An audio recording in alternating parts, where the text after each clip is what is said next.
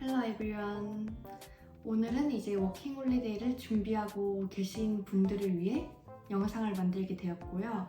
이제 워킹홀리데이를 접수하는 처음부터 출국하기 전까지의 모든 과정을 영상으로 다룰 예정입니다. 우선 저는 굉장히 완벽주의자이기 때문에 서류가 이렇게 많은데 그만큼 내용이 풍성하게 준비되어 있으니까 기대해 주셔도 좋습니다. 그리고 영상 중간이나 마지막 부분에 이제 제가 정리한 것들을 무료로 받을 수 있는 방법이 있으니 꼭 끝까지 봐주셔야 합니다. 준비물만 해도 2장이 이렇게 빼곡하게 나올 정도로 많은 내용을 담고 있어요. 이건 제 컨닝 페이퍼인데 같이 보면서 얘기를 나눠보도록 할게요. 순서는 첫 번째로 워킹홀리데이 준비 과정, 두 번째는 출국 전 준비 사항, 세 번째는 수화물 짐 싸는 거 관련해서, 네 번째는 캐나다 도시 선택 기준, 다섯 번째는 홈스테이랑 유학원에 대한 내용을 담고 있어요. 우선 가장 중요한 워킹홀리데이 준비 과정인데요. 사실 이 과정에 대해서는 네이버에 캐나다 워홀 카페라는 게 있어요. 거기 들어가시면 진짜 신청에 대한 모든 정보가 A부터 Z까지 진짜 꼼꼼하게 나와 있어요. 저는 이제 간단하게 큰 틀만 설명해 드리도록 하겠습니다. 우선 가장 먼저 프로파일 신청을 하셔야 되는데 이거는 쉽게 말하면 그냥 캐나다 워킹홀리데이 서류 신청이라고 생각해 주시면 되세요. 캐나다 같은 경우는 워홀 추천 방식이 이제 해문권 추첨처럼 이루어지고 있고, 만약에 본인이 이번 주에 신청을 했는데 합격이 되지 않으면은 그 명단이 자연스럽게 다음 주로 나가서 다음 주에 또 추첨이 되고, 또 안 되면 또 다음 주로 넘어가고, 이런 형식으로 진행이 되고 있고, 뭐 가산점이 붙는다거나 뭐 특별한 이유가 있어서 빨리 붙는다거나 이런 경우는 없습니다. 올리 행운권 추첨입니다. 그리고 이제 서류를 신청하고 나면은 매주 화요일 날에 이제 인비테이션 결과가 나와요. 인비테이션 선발이 되시면은 제출해야 하는 필수 서류들이 있는데 그런 것들은 이제 네이버 카페 도움을 받아서 작성하시고 제출하시면 됩니다. 그리고 세 번째는 신체 검사 예약인데요. 이제 여기서 하나 꿀팁을 드리면 저 같은 경우에는 인비테이션 선발이 2월 달에 이루어졌고 제가 원하는 출국 예정일은 그 다음 해 5월이었어요. 그러면 저는 이제 시간을 최대한 확보해야 되는 상황인데 신체 검사나 뭐 건강검진, 바이오메트릭스 같은 경우에는 다 데드라인이 정해져 있어요. 근데 이제 저는 최대한 그 최종 합격 기간을 늦추기 위해서 모든 것들을 최대한 늦게 데드라인에 맞춰서 신청을 했습니다. 그리고 이제 병원 같은 경우에는 이제 지정되어 있는 병원들이 있어요. 그 사이트를 통해서 미리 예약을 하시고 방문하시면 되고, 생각보다 대기 시간도 길고 건강검진이 좀 오래 걸려요. 그래서 시간을 좀 여유를 가지고 방문하시는 것을 추천드립니다. 그리고 가끔 가다가 재검이 뜨는 경우가 있다고들 하는데 저는 제가 그 대상자가 될 줄 몰랐는데 저는 실제로 재검이 떠서 그 다음날 다시 가서 재검을 받았고 아직도 왜 재검이 떴는지 이유는 알 수가 없어요. 신체 검사가 이제 완료가 되고 서류를 제출을 하고 나면은 바이오메트릭스를 해야 되는데 쉽게 말하면 지문인식 같은 경우예요. 이거 같은 경우에는 크게 어려운 것도 없고 그냥 가서 바이오메트릭스 잠깐 인증하고 오시면 됩니다. 그러면 이제 이 과정들이 순차적으로 이루어지고 나면은 최종 합격 비자라는 것을 받게 되는데요. 정확히 이 비자를 받은 날로부터 1년 안에 출국을 하셔야 돼요. 그 서류를 확인하면은 거기에 본인의 출국 만료 기간 날짜와 신체 검사 만료 날짜가 나와 있어요. 예를 들어 저 같은 경우에는 제 출국 데드라인이 5월달이었고 제가 출국하고 싶은 날짜도 5월달이었는데 건강검진 만료가 2월달이었어요. 그럼 저 같은 경우에는 건강검진을 다시 해야 되는 거예요. 그리고 그 건강검진 다시 하는 거에 대한 추가 비용이 당연히 붙겠죠? 혹시 저처럼 건강검진 기간이 지나서 재검을 했을 경우에는 이 메디컬 서류를 꼭 출국할 때 챙기셔야 합니다. 그리고 또 중요한 거는 서류 제출 같은 경우에는 캐나다는 한국과 다르게 인터넷 시스템이 조금 더딜 때가 있어요. 그래서 데드라인에 맞춰서 그날 제출하려고 했는데 그날 부득이하게 서버가 터질 경우가 있어요. 그래서 아무리 늦어도 최소 2-3일 전에는 모든 서류를 업로드하는 것을 추천드립니다.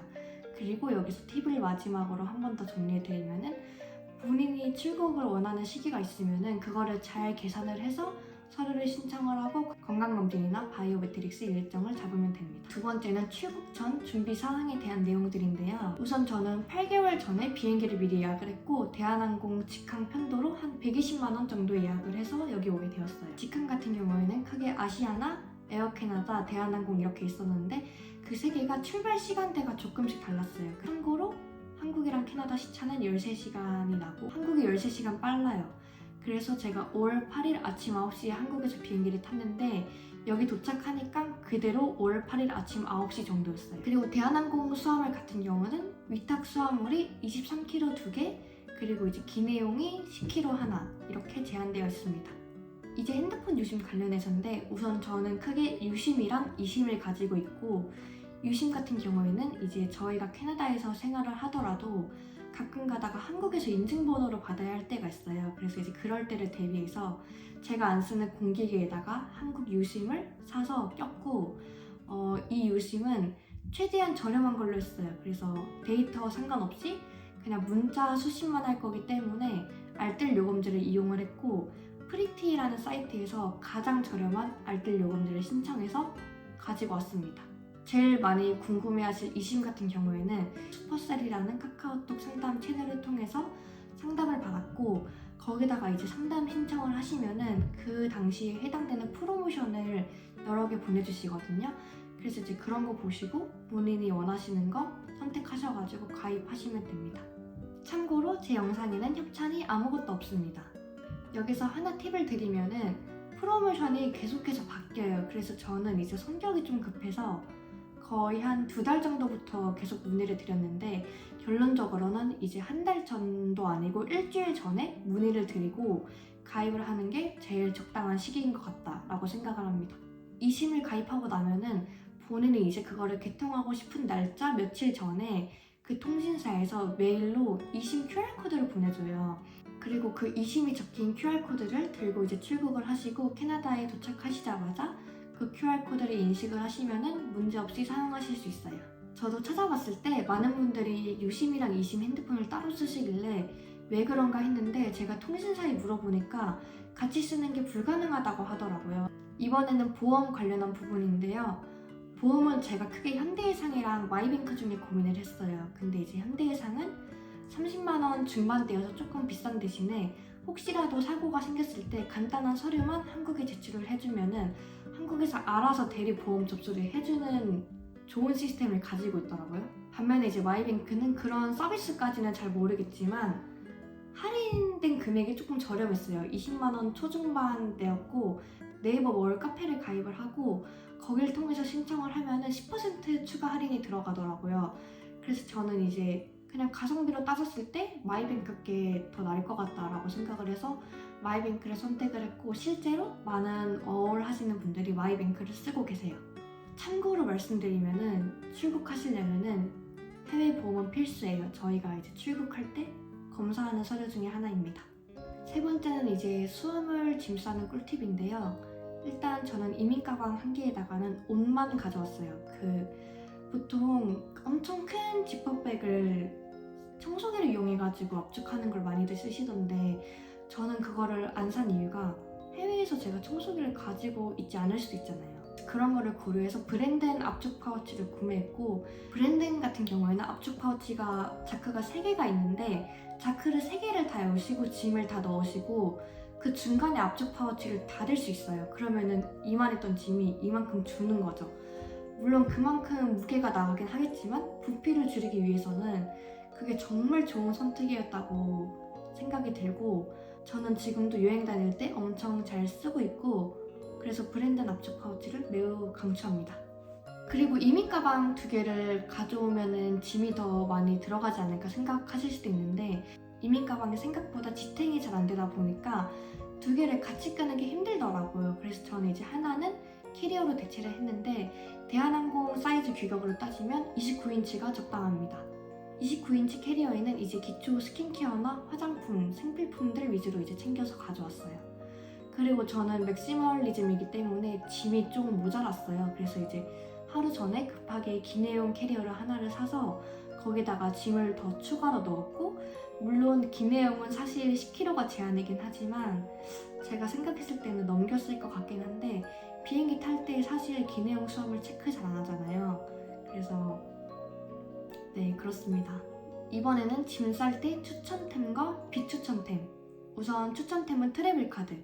트래블 카드는 보통 이제 오시면은 다들 현지 뱅킹 계좌를 빨리 오픈하려고 하시는데, 사실 저희가 일하기 전까지는 그 계좌가 필요가 없어요. 그래서 저는 이제 트래블 카드로 왔을 때 한 일주일 정도 생활을 했는데 전혀 문제가 없고 저는 지금 한 달 차에도 트래블 카드 말고는 카드를 써본 적이 없습니다. 그리고 텀블러, 우선 가성비로 따졌을 때도 한국게 좋고 디자인도 한국이 훨씬 예쁘고 외국에서는 텀블러가 진짜 많이 유용하게 쓰입니다. 그리고 보통 홈스테이 하시는 분들은 정수기가 있는 집이 많기 때문에 정수기에다가 물을 받아서 드신다고 하시더라고요. 이건 제가 안 가져와서 후회하는 아이템인데 장바구니. 근데 이제 에코백 장바구니 말고 포켓형 장바구니라고 사이즈는 이렇게 작고 여기 안에 장바구니가 들어가 있어요. 그래서 이제 이거를 들고 다니시면서 필요할 때만 탁 펼치시면 되는 건데 제 친구는 가져왔는데 저는 거기까지는 생각을 못했는데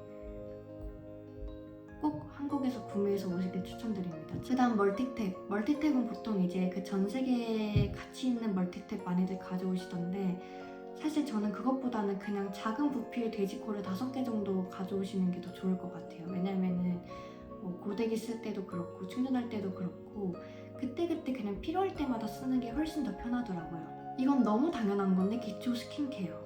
여기 올리브영이 있는데 오프라인 매장은 없고 온라인 매장만 있고 한국이 2배 정도 합니다.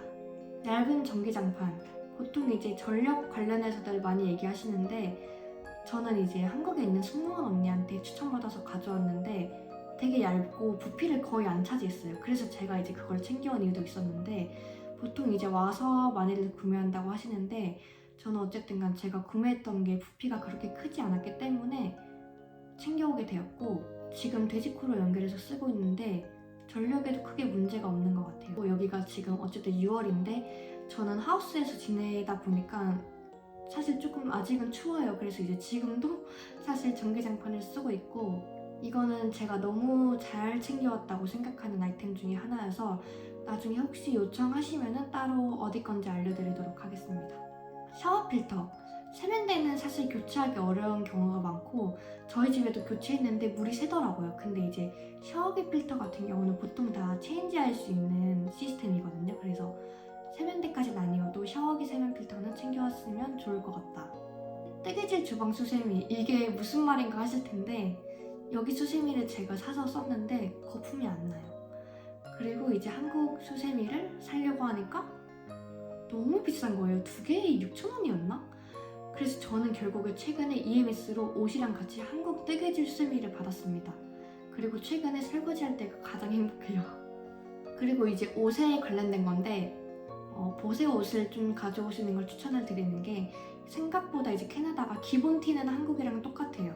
그리고 오히려 기본 티 같은 경우는 한국보다 컬러가 훨씬 다양하고 특히나 여름에 입을 크롭티 같은 경우는 한국보다 훨씬 종류도 많고 디자인도 많아요. 근데 이게 금액을 떠나서 한국에 있는 예쁜 보세 옷이 캐나다에는 많이 없어요. 그래서 혹시라도 나중에 옷을 고민하시면은 기본 티를 차라리 와서 구매하시고 예쁜 보세 옷을 챙겨오는 걸 추천을 드립니다. 선글라스. 한국에서는 저는 이제 워낙 햇빛 받는 거를 좋아해서 한 번도 선글라스에 대한 필요성을 느낀 적이 없는데 여기서는 해가 진짜 강할 때는 눈을 아예 못 뜨겠더라고요. 그래서 여기 와서 느낀 거는 여기서 생존템이다 이거는. 그래서 혹시라도 뭐 여건이 되시면 선글라스는 무조건 챙겨오시길 추천드립니다. 검정색 상의 하의 운동화. 왜냐면은 여기서 보통 일할 때 그게 유니폼이에요. 위에부터 발끝까지 다 검은색. 그리고 면접 볼 때도 그렇게 입는 거를 많이 선호하신다고 하더라고요. 바람막이. 여기는 지금 6월달인데도 더울 때는 엄청 덥지만 바람이 되게 많이 불어요. 그래서 그냥 뭐 비싼 거 아니어도 되니까 편하게 아무 때나 입고 다닐 수 있는 바람막이 하나쯤 가져오시면은 너무 유용하게 쓸 것 같아요. 그리고 수건.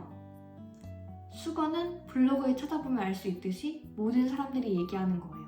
저는 진짜 한 10개 정도 챙겨온 것 같은데 전혀 후회하지 않고 캐나다 수건을 이제 홍맘이 주셔가지고 써봤는데 수건을 캐나다 거랑 한국 거를 같이 세탁기에 돌렸을 때 한국 거는 먼지가 하나도 안 붙고 캐나다 거는 먼지가 다 붙어서 나와요. 그래서 이제 이래서 사람들이 수건을 얘기했던 거구나를 깨달았습니다. 그리고 뭐 히트텍, 빨래망, 생리대 한두 달치, 핸드폰 액정, 액세서리, 뭐 얼굴 마스크팩 이런 것도 추천드리고 3단 우산.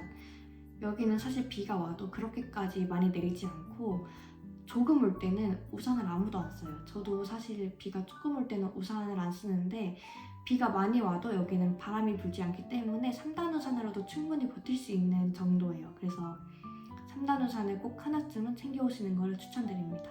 마지막으로 손톱깎이랑 반지꼬리. 이거는 저는 이제 선물 받아서 챙겨왔는데 되게 잘 쓰고 있어요. 이제 이건 굳이 챙겨야 되나 싶은 것들에 대해 말씀드리도록 하겠습니다. 운동화, 장화, 부피만 차지하고 현실적으로는 그렇게 큰 필요성을 느끼지 못했어요. 왜냐면은 여기서도 운동화랑 장화 팔고 한국이랑 금액이 그렇게 크게 차이가 안 나요.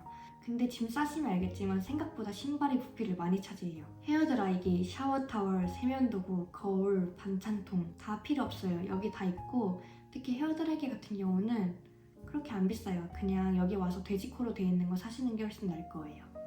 참고로 하나 꿀팁을 드리면 여기 있는 한인마트 중에 가장 큰 게 갤러리아랑 PAT 한국식품관인데 비용은 물론 한국보다 조금 비쌀 수 있지만 가시면은 이제 한국 음식 다 있고 뭐 반찬통이나 수저, 젓가락 이런 것도 이제 다 있고 그리고 한국이랑 비슷한 건데 달러라마나 미니소 약간 다이소 같은 개념이긴 한데 여기 가시면은 저렴하게 웬만한 것들을 다 구매하실 수 있습니다.